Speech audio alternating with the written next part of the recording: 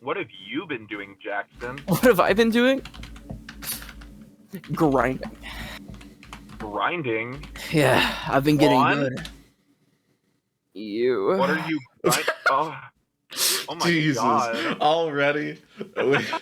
Should be happening about Oh, now. am I still here? Oh my god. You are.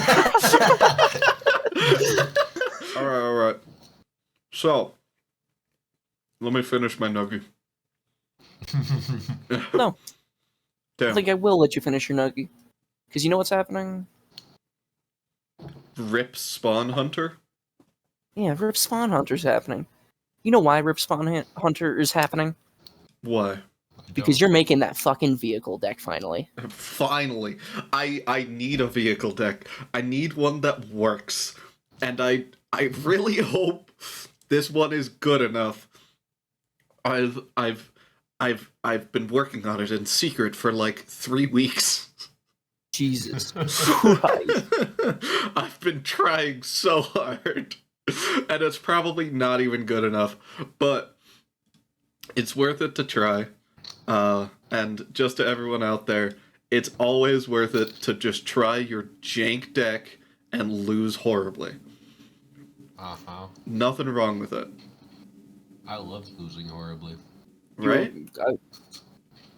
I wish I didn't lose horribly. Alright, so Rip Spawn Hunter. 2 generic mana, green and a white. For a legendary creature, human survivor. And is a 4/4. Alright, but what makes this card cool? Okay. So he has they have the ability called Survival. Which is a new ability in Duskmourn.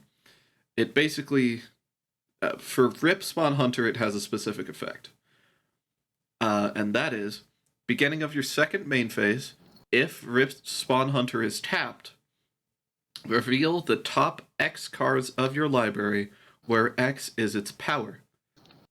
Put any number of creature and or vehicle cards with different powers from among them into your hand. Put the rest on the bottom of your library in a random order. A lot of words for a simple card. No, yeah, that's not that complicated. It's pretty straightforward. Yeah, I mean, second main phase, if you have him tapped, you look at the top number of cards equal to his power, and then you grab however many creatures or vehicles, as long as they got different powers. Like, it's not that complicated of a card, I swear. No, Even though it has... pretty sweet, too. Yeah. For 4 mana, getting card advantage is pretty nice. Mm-hmm. So, I just want to point out now, I have abilities. I have the ability to tap him in this deck. Mainly through vehicles. I was about to say... Yeah, I was gonna... That seems the best to do it through a vehicle. But, like, if people want to run this deck with Rip swinging, go for it. But personally, I feel like it's too iffy. It's a lot safer to, like, just use him to equip a vehicle and then just send the vehicle. Exactly, yeah. That's my thought process. Or even, don't even send the vehicle. You can tap it to make the vehicle into a creature and not even attack with it, right? Oh, yeah. I've done it so many times before. I've, like, for a crew 1 vehicle, I've just tapped Rip and then moved to my second main phase, grabbed the cards, and passed the turn, like... No, that's pretty good. Now, I'm just curious. Is there anything else to tap him? Like, other than there's the vehicles, the obvious, the main choice. But is there, like, some niche way that you could tap him that gives you even more theoretical value out of curiosity? Alright. This one's mean. And you'll see why once I'm done reading it. It is Tangle Wire. You guys might know this card. It's a little under $5, I hope, as of the time of this recording. It is 3 generic mana for an artifact with Fading 4. In case you don't know, Fading is the ability that basically just says, when it enters the battlefield, it gets 4 counters, 4 fade counters on it, Beginning of your upkeep, you remove a fade counter from it. If you can't, sacrifice it. The rest of the card then reads, beginning of each player's upkeep, that player taps an untapped artifact, creature, or land they control for each fade counter on Tangle Wire. No. Yup. Cooked, bro. No, but Everyone's gonna necessary. hate you for No, but this it's one. necessary slowdown to make sure you can get some of that shit out. Mm-hmm. Well, sure. Sure, but I wow, think is that going to be target? Oh, yeah. But 3 mana for something that, worst case, is going to tap down 4 things of an opponent is pretty good. No, especially if Yeah, they're that's struggling. Just no lands. They get the choice. They get the choice, so. Yeah, but if they're struggling, is But there if really you a play choice? Tangle Wire turn 3, like... I think you should play Tangle Wire turn 3. No, you need your commander out first to really get true value. Mm-hmm, mm-hmm. Because I already see the that's a main good value point. you're getting out of it is that you're tapping him and still getting all the things to your hand. Exactly. Exactly.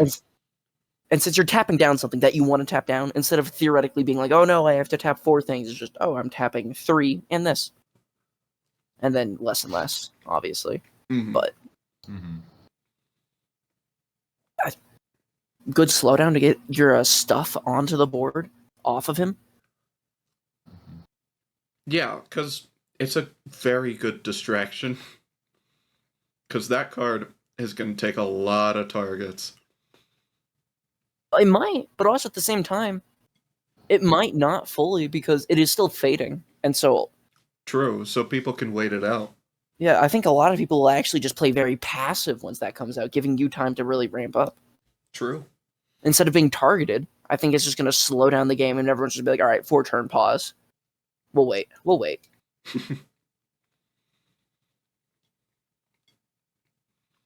So, you may be like, okay, tapping down 1 creature for a benefit with Tangle Wire, for example, is not that great because you have to tap down, worst case, 3 more permanents.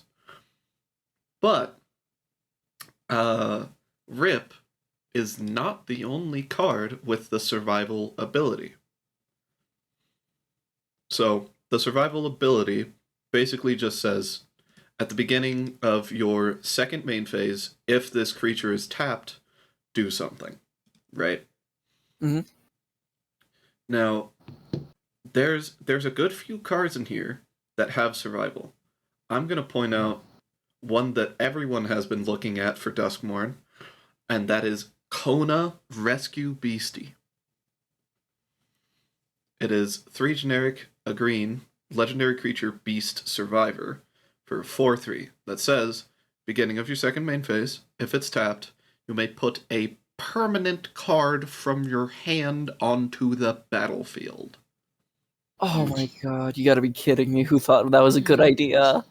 Dude, no, that's a great idea. What do you mean? I love that. I hate that. I hate that. I've seen No, too much okay. Eldrazi's. I hate that. Dude, exactly. You gotta throw a couple of Eldrazi in here just for fun. Let's be real. Eldrazi make things better every time. No, it doesn't. Don't do this.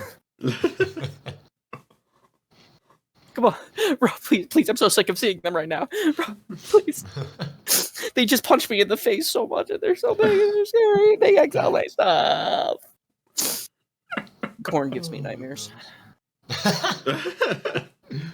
No, but yeah, that's a really good card in this deck, especially with like Rip like just fueling your hand. Like you need to have a way to get that stuff out, you know. Yeah, and the best part is you can choose which one triggers first. Mm-hmm. So if you say have Rip and Kona on the battlefield, they're both tapped for your second main phase. You can choose to have Rip trigger first so that you can put a bunch of cards in your hand and then put a permanent from among them onto the battlefield. Like, it's not combo, obviously, but it is pretty damn good synergy. Mm-hmm. It's so good though. It is. No, like genuinely, that card is just gonna be insane in this deck because I was just like, man, is there anything that expensive in here? And it's just like, really? Yeah, there is some expensive stuff in here still. There is, And so, yeah. because like, sure, being able to siphon out your hand obviously is still good. Being able to guarantee that you're probably gonna get one thing down per turn, because you're gonna be getting most likely another thing per turn. It's just big because you're always gonna have a body on the board. But I was wondering if there was anything worth like any big things that would really be good to cheat out. And after looking through this, there are some good things worth cheating out through here. But I feel like you would have the best idea of what things you would love to cheat out. Well, we have a classic in any white vehicle deck, and that is the most expensive card in this deck, not money-wise, but mana-wise, and that is Parhelion 2. 6 generic mana, 2 white for a legendary artifact vehicle. It is a 5/5 with flying, burst strike, vigilance. When it attacks, create 2 4/4 angel tokens with flying and vigilance that are attacking with crew 4. It is so lucky that that thing is not crew 5 or anything higher, because that is perfect for this commander to crew. Mm-hmm. And, I mean, say we have Rip and Parhelion on the battlefield. Literally nothing else. Tap Rip, crew Parhelion, attack with Parhelion. Parhelion, first of all, stays untapped. And then Parhelion makes 2 4/4 angels with flying that are attacking that are also untapped because of vigilance. And they don't even go away at the end of the attack phase. I feel like with those kind of effects, typically it's like, oh, and then sacrifice them at the end of your, at the end of this phase. But no, they just stick around. So next time you're swimming with 4 angels and Parhelion, that can get out of hand really quickly. Oh, it really can. That card is definitely not busted just because of its mana cost, but it is pretty powerful.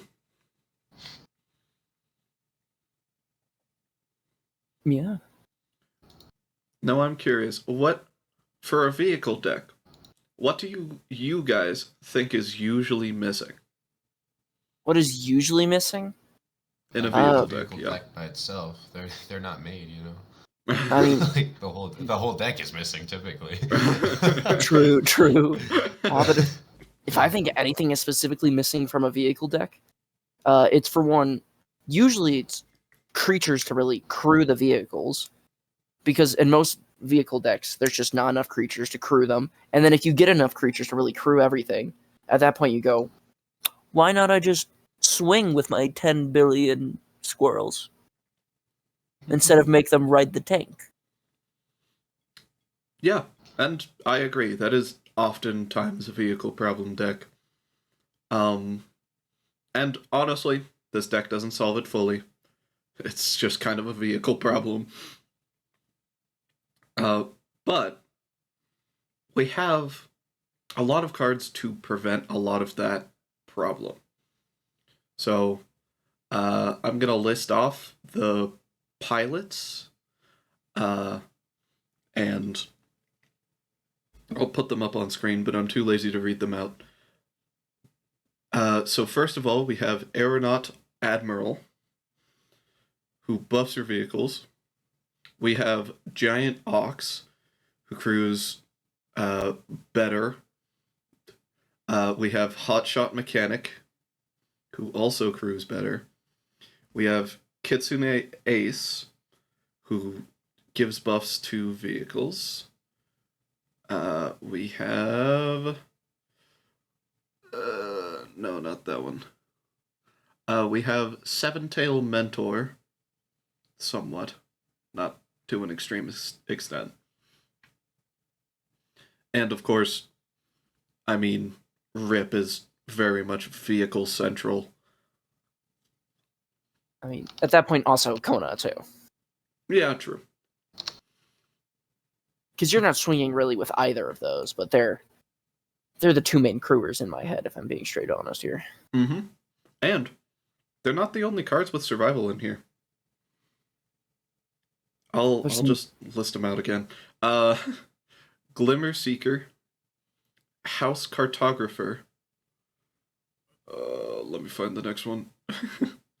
Rootwise Survivor, Shrewd Storyteller.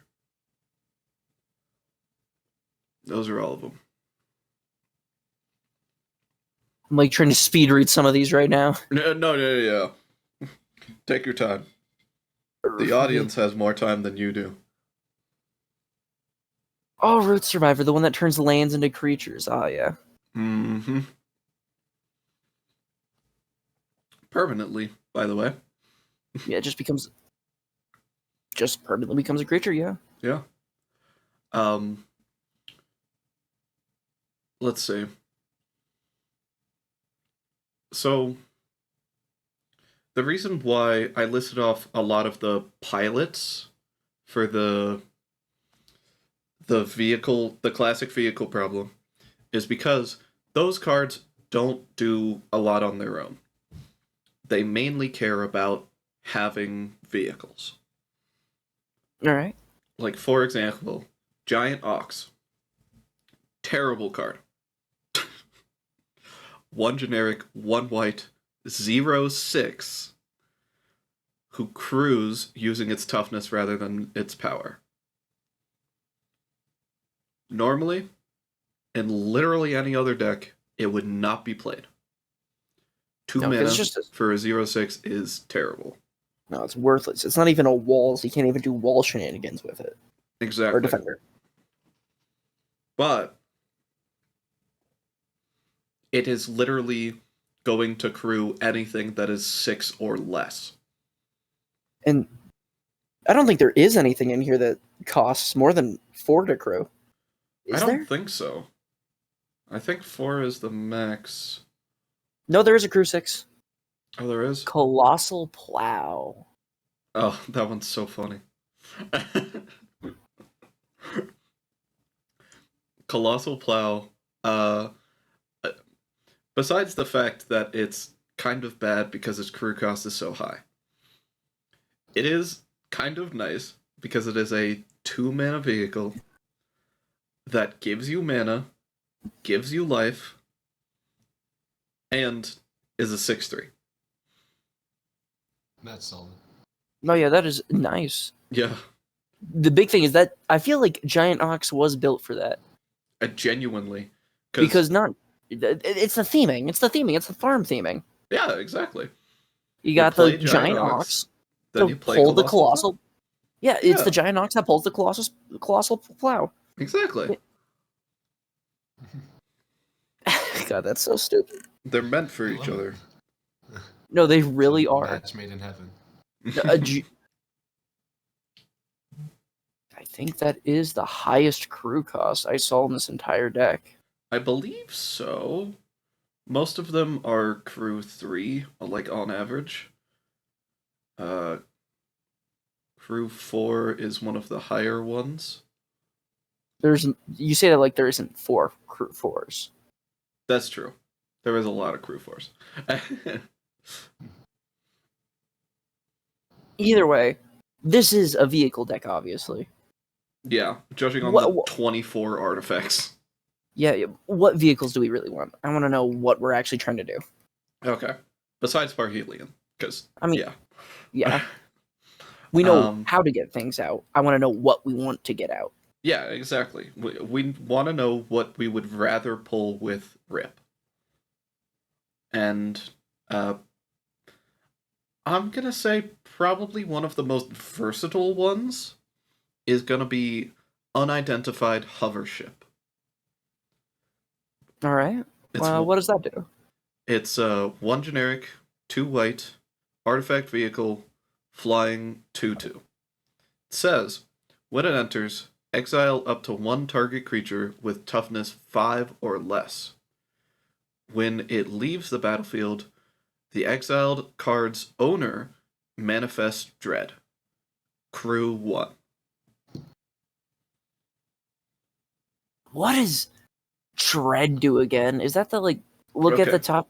Is Yeah, like the manifest dread is you look at the top two, you choose one to manifest, aka put face down as a 2/2. You can cast it if it's a creature, so you can flip it up. And then the other card that you didn't choose goes into your graveyard. okay. A little bit Well, complicated. And it was a crew 1, right? Crew 1, yeah. Not bad. It's nothing. I don't think it's like game changing, but that's a quick way to deal with a problem. That's interaction, baby. Interaction on a vehicle deck. Unheard of. I know. Unheard of. Bro, since when has vehicles ever interacted with anything other than the life total that they're losing? Honestly. It is 4 generic for a 5/5 with menace. Artifact vehicle, of course. When it enters the battlefield, it deals damage equal to twice the number of vehicles you control to target creature or planeswalker an opponent controls. So, is this a technical finisher because it has menace, or is it because it's clearing up the board a little? Just clearing up the board, really. It clears out, like, the worst creature on the battlefield. I mean, yeah, because that's one you keep in your hand for a good while. Wait, just to be sure, did it say on cast? No, enters the battlefield, thank God. But it's like, yeah, you're going to be dealing easily like 10 damage with that. Mm-hmm. On average, like over under, I'd probably put it at 6 to 10 damage. Now, if we're putting it on average, all right, I'm going to be straight honest, that's lowballing it. There's 24 things in here. If you do not lose a shit ton of artifacts, because, look, the one good thing about vehicles, technically, is that they're usually kind of bigger. They're a bit bigger on average. They got stuff to keep them going. It's why they can theoretically work. It's just, why not swing with 4 different things instead of one big thing? Yup. They can just get chump blocked. But because that the things are probably going to live, making it to where, 6 to 8 damage? I'm thinking like, no, genuinely 10 felt like a low ball to me. I'm imagining you're easily going to get like 14, 16 damage with this thing. Yeah. I don't think that's an insane number for this deck.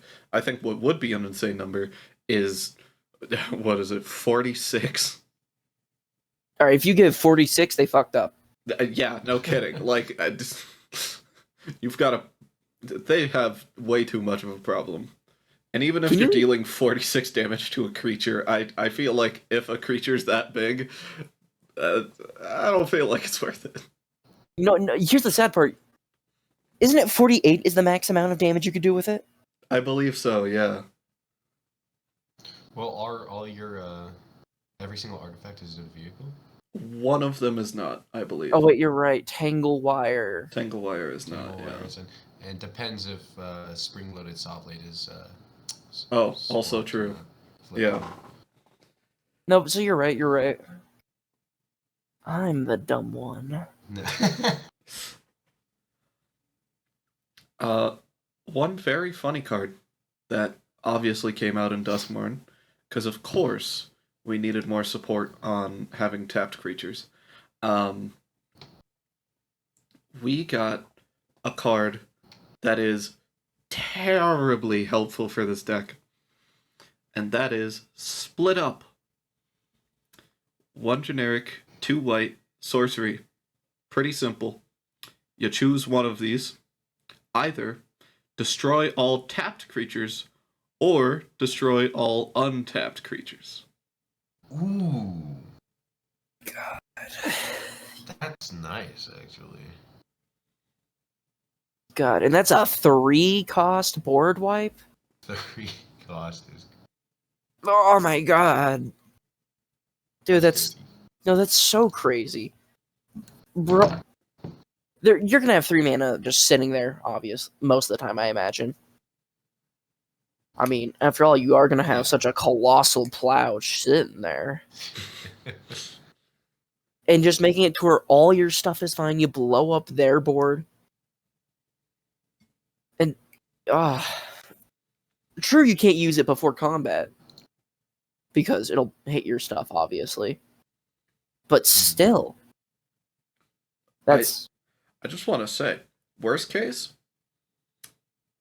everyone's creatures are untapped, and you tap your creatures to crew something. Like, say if you have 2 vehicles, which is gonna happen, you can crew a vehicle any number of times. And so you can actually crew one of the vehicles with the other vehicle, and then you can crew the other vehicle with the original vehicle. So you can tap literally everything. Gosh. Wait a minute. That's a crazy strategy. peak gameplay. Peak. The funniest part about that is that's not like a loss. Like we have ways to untap our creatures. Can untap our... Oh, God. Of course, not during our second main phase, because we want them tapped. Yeah, we want those tapped. But, you know, we want them untapped later.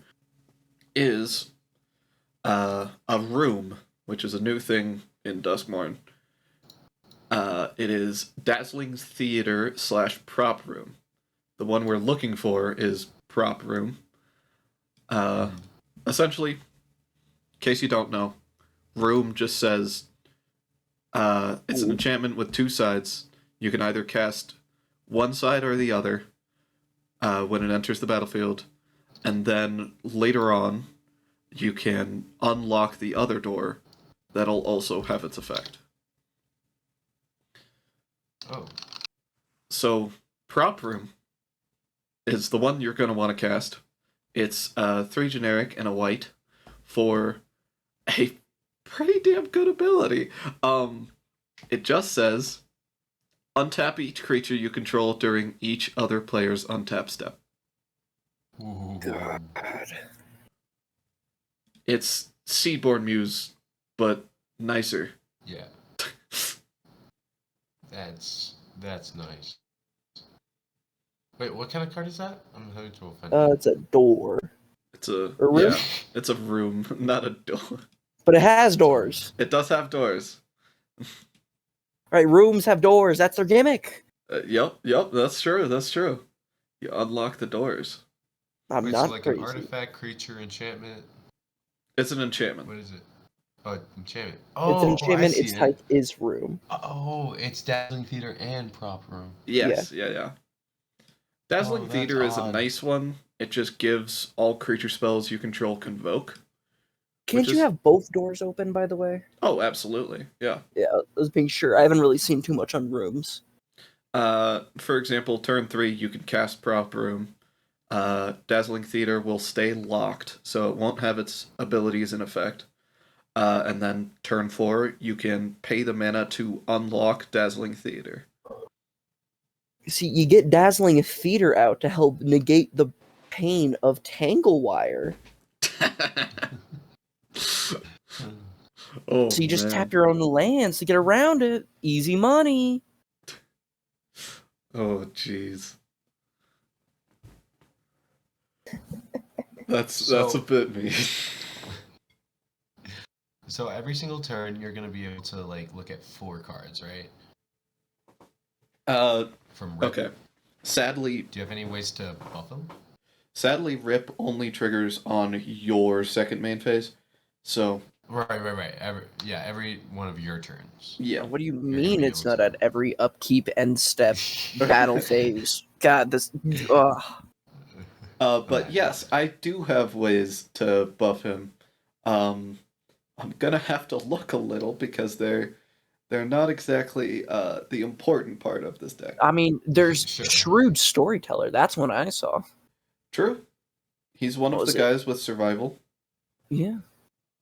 was it at the beginning of your second main? Well, obviously, at the beginning of second main phase, if Shrewd Storyteller is tapped, put a +1/+1 counter on target creature.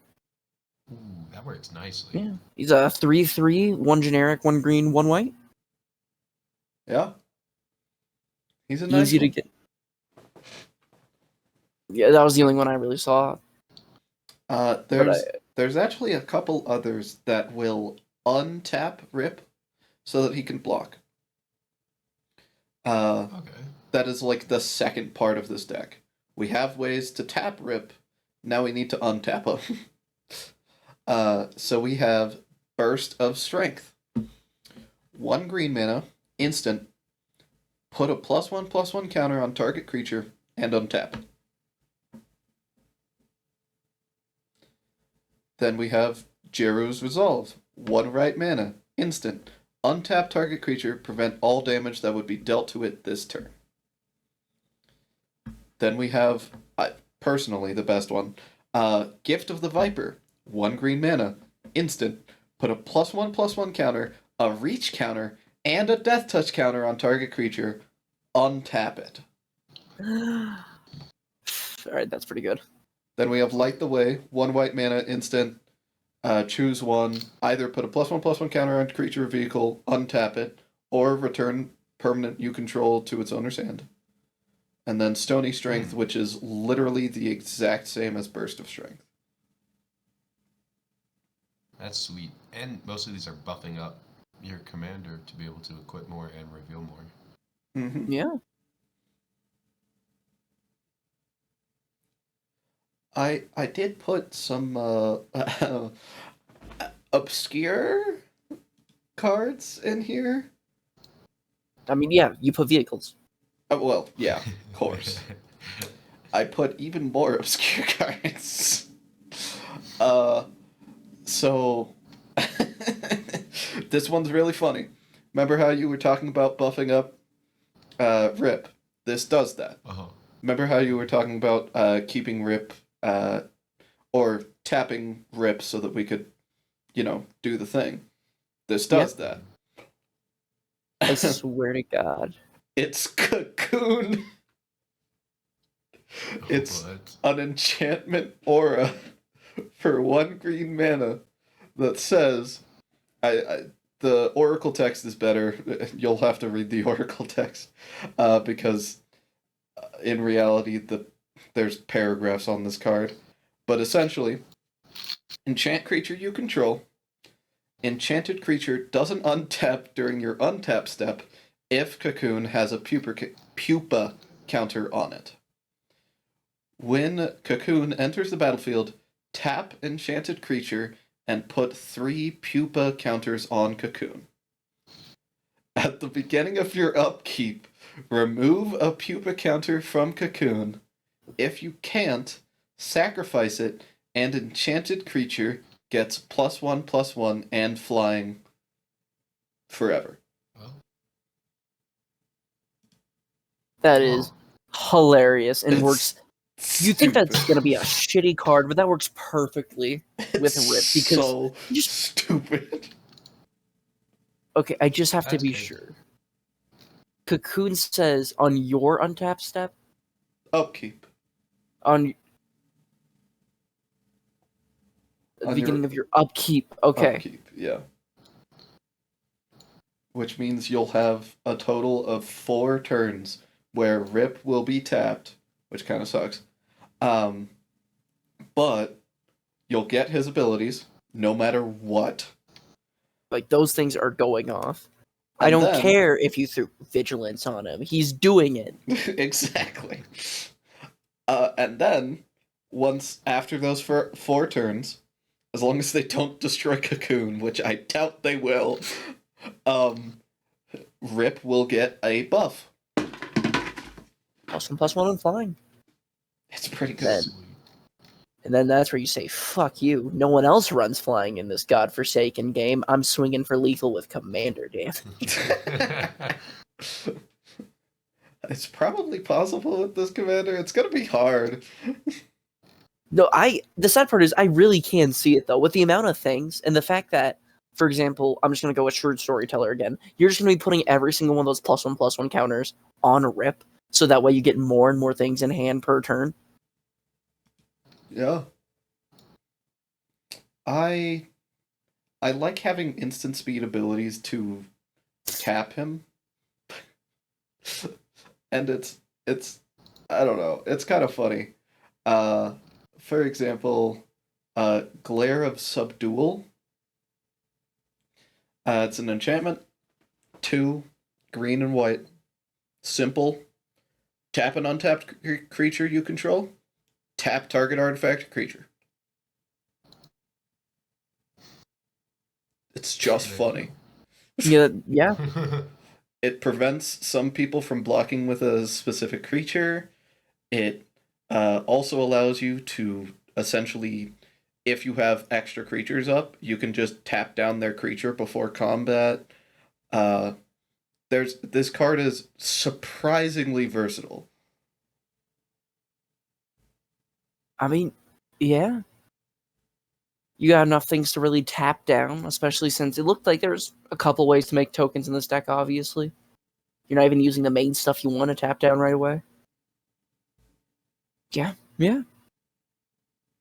Tap down their entire board state. Come on, guys, kill them. Yeah, exactly. Just prevent them from ever doing anything, and then, No, genuinely, it's just like right on their attack phase, you tap your board state to tap their entire board state, and then on your turn, you just swing out for lethal on them. Yeah. It's pretty good. All right. I'm going to mention one card. Just an honorable mention, even though it's in the deck. It's it's very funny, and it does involve vehicles and artifacts, so it is helpful in this deck. I just want to say that before. I put a transformer in the deck. All right, so No, wait. Yeah, I saw Prowl him Stoic sitting there. Strategist. It's a artifact creature, legendary artifact creature. Sorry, 3 generic, a white for 3/3 robot that has the ability more than meets the eye. You can cast the card Converted on its other side for 2 and a white instead of the actual mana cost. So when Prowl attacks, exile up to one other target tapped creature or vehicle for as long as that card remains exiled. Its owner may play it. Whenever a player plays a card exiled with Prowl, you may draw a card and convert Prowl. Alright, the other side is Prowl Pursuit Vehicle. It has Living Metal, which says, as long as it's your turn, this vehicle is also a creature. The rest of it. Whenever another creature or vehicle enters the battlefield under your control, put a +1/+1 counter on Prowl. If this is the second time this ability has resolved this turn, convert Prowl. You know what the funniest thing about this card is to me? What? Well, 2 things. For one, better day-night mechanic. True. 2, it does not have a crew cost, so on when it's not your turn, it is just you just can't block with it. It's just an artifact. Yep, it's just there. It's just It's an just empty waiting. car. It is just a car that is bigger than other cars. It's so hilarious. funny. This card is so funny. It's so stupid. It's perfect. I just want to point something out because it is actually pretty good when combined with a bunch of other cards in this deck. And that is, we're coming back to Glare of Subdual. So, Prowl says, we're talking about the original side. Prowl's Stoic Strategist. When it attacks, exile up to one other target tapped creature or vehicle, right? Yeah. So Glare of Subdual, you attack with Prowl, you tap down Rip, for example, to tap down someone else's creature. You then have a target with Prowl, and then the owner of the card essentially has to stall with their card in exile. And when they do, you draw a card and flip Prowl.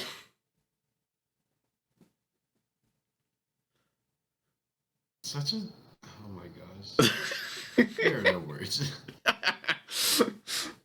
I was trying so hard to put a Transformer in this deck, you have no idea.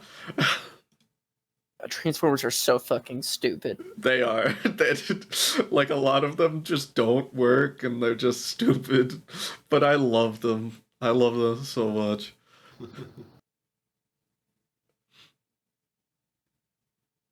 Prowl's a great example of a, like, terrible Transformer. But also, a pretty helpful one when you need it. It's value. I cannot disagree that this is going to be value that's going to help you. Yeah. It's also equally as funny to, for example, exile an opponent's card with that. That is really expensive, so they just can't play it. Oh, like, say they cheat out on an Eldrazi, and then you just... Just like, no. Because you force that Eldrazi to be tapped, throw it into the abyss, and it's just like, yeah, I'm glad you cheat out that 12 mana card, aren't you? Play it. Play it again. Play it, I dare you. This deck is so amazing, and so stupid. Speaking of stupid cards that affect other people's boards, we have this card is so funny. Alright, it's 1 white mana. It's called Swift Reconfiguration. 1 white mana for an enchantment aura with flash. It says, enchant creature or vehicle. Enchanted permanent is a vehicle artifact with crew 5 and loses all other card types. Peak. Say they have a crazy Eldrazi out. Make it a vehicle. That's right. If you want to use fucking Corn, if you want him to actually swing or some shit, you need to use your other Eldrazis to crew him. Wait, did that just turn them into a husk? Just for other Eldrazis to use as a suit then? Oh, God. Oh. Yes? I mean, Good, I'm like, glad the we just- card art on Swift Reconfiguration is kind of terrifying. Yeah, it is. I got nothing else to say. Yeah. That's, you know, considering that you can drive cars with cars, like, you can use the Parhelion to crew high-speed hoverbike, which is so funny, but, like, on an outside perspective, because it's a giant fucking, like, almost spaceship anvil driving a tiny little hoverbike. Science rules. Love it. It's so great.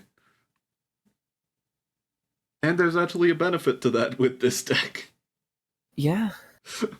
Like, Split Up is a perfect example of just like, you know what? I'm gonna tap down all my creatures to destroy all of yours. It's just so fucking stupid. You know what the real play is to tap down all your creatures? You just Glare of Subdual all of your own creatures. Oh, and shoot. then split up. Dang, you've got an idea. You don't even need vehicles. Exactly. Damn, average vehicle deck.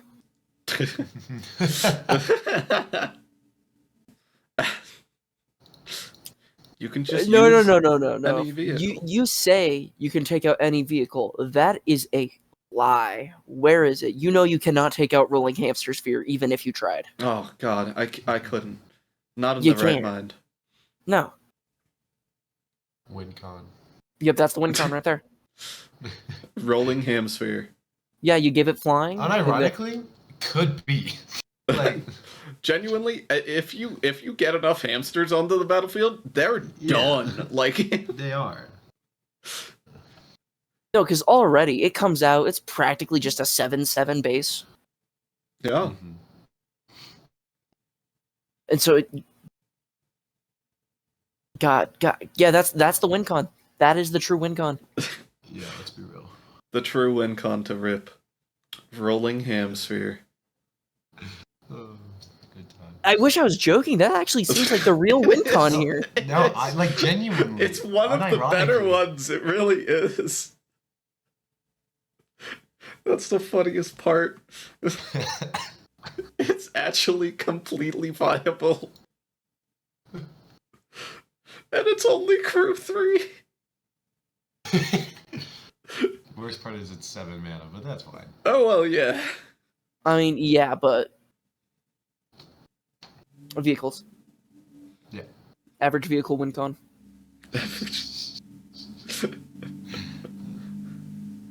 Oh, man. But yeah, this deck is so funny. You could literally make this deck just a creature deck of just, like, completely different powers so that Rip will always hit a creature. Or more than one creature. But, like, I don't know. I love bringing vehicles into this, and I've always wanted to make a good vehicle deck. I don't think this is the best vehicle deck I could make, but I do think this is a vehicle deck that works. Yeah. Yeah. Yeah, for like plus it's like $85. Not that bad on price. Yeah. And if you really want to go into the price, on TCG Player, the cheapest you can get it is $41. Ooh. Gee. Meaning that it is technically budget. Anything under $100 is budget. Let's be straight honest here. Yeah. Mhm. Some decks are just way too expensive, but I'm not going to get into that now. Complaining about that internally. You know what? No, I don't. I use Mech Hanger. The fuck is Mech Hanger? Proud of you, buddy. It's just a stupid land. Oh my god. Tap, add one colorless mana. Tap, add 1 mana of any color. Spend this to only cast pilots or vehicle spells. Majority Pay of the 3. vehicles are colorless. What? That makes any sense. Why is that? That's not good. No. This lets you, in case you only had 1 white mana and everything else was green, this makes sure that you can cast fucking. Oh, what was it called? Parhelion. Yeah, Parthelion. That or Mystery Limousine, because that was gonna be the corner piece that you needed to win. Yeah. Mhm. Yeah. The best part about Mech Hanger is the last ability, but we don't care. No, that's genuinely the good part of the of the card. It's just target creature or target vehicle becomes an artifact creature until end of turn. Pay 3 tap. Yeah, who needs crew? Crew this, you colossal plow. No, you mobile homestead.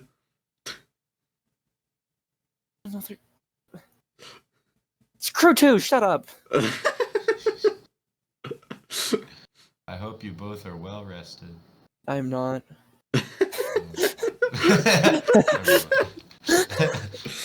You might be interested in the enchantment then titled "Well Rested."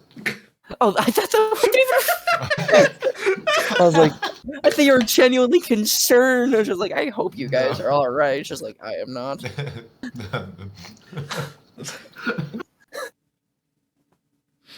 Oh man. Oh, good times. All right. Well, what do you guys think? Wait, hold on. Well rested is great. Well Rested rested. is really good. Yeah. well rested. Prop room. Oh, Well,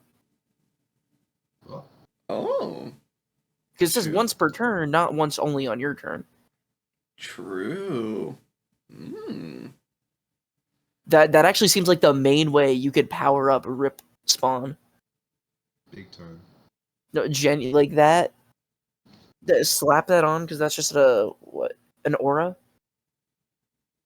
Immediately just start pumping up Rip.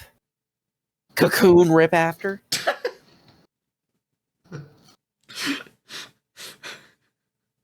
It is a great play. Great play. Great play, great play.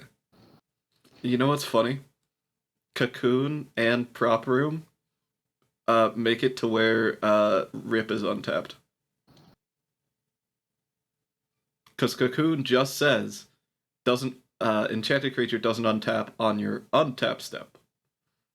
It's not your untapped step, it's their untapped step. Exactly. It's so stupid. It's so stupid. Alright. I'm losing brain cells looking at this deck any longer. Completely fair. Screw you, a Tog. Put a Tog in this deck.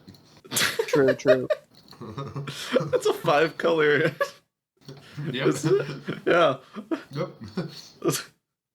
A Tog. That's my favorite card in Magic. A Tog. A Tog. Yeah. I remember when you made a deck out of that. Yep.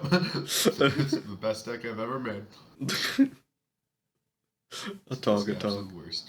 It makes me want to kill myself. It's terrible. Next time. We might. Next time on Dragon Ball Z. A Tog. This is Doomsday Cast.